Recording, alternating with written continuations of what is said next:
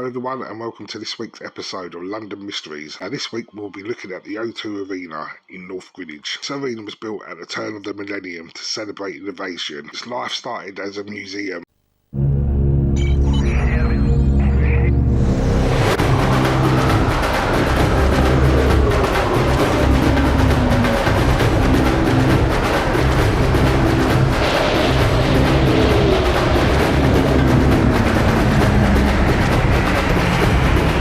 Dome.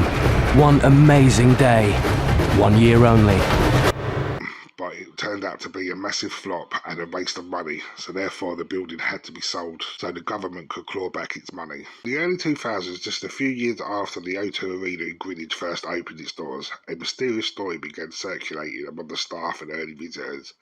It was said that during the late hours after the crowd had left and the lights had dimmed, a strange figure would sometimes appear in the vast empty corridors of the arena. The story begins with the arena's construction. According to legend, during the final stages of the O2's development, one of the construction workers, a man known as Gary, met with a tragic accident. He was a skilled welder, known for his steady hands and calm demeanour. One night, Gary was working late on one of the arena's upper levels, securing beams that would support the massive roof structure. A sudden and unexpected gust of wind knocked him off balance, sending him plummeting to the concrete floor below.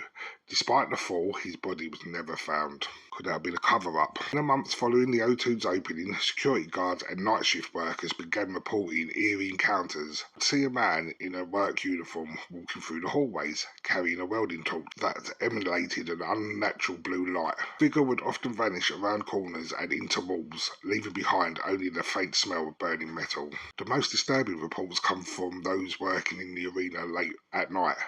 They described hearing a clanging of metal and a faint sound of a man humming. Brian Adams, everything I do it for you.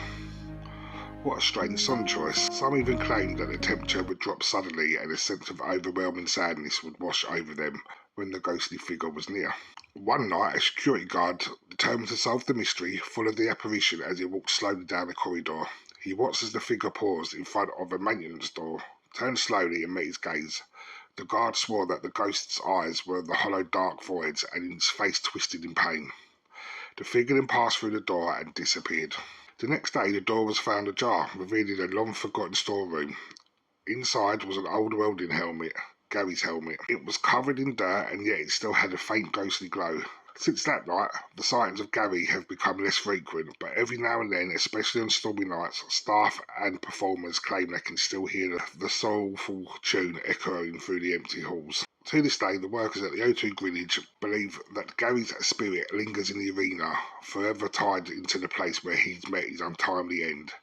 They say you can still hear him humming in a sharp reminder of the phantom who never left the O2. In the early 2000s, I was about 15 and I do slightly remember this story going round. Please comment below if you've heard this story or if you have any other stories of unfortunate accidents at the O2. Remember, hit that like and subscribe and we'll see you in the next one.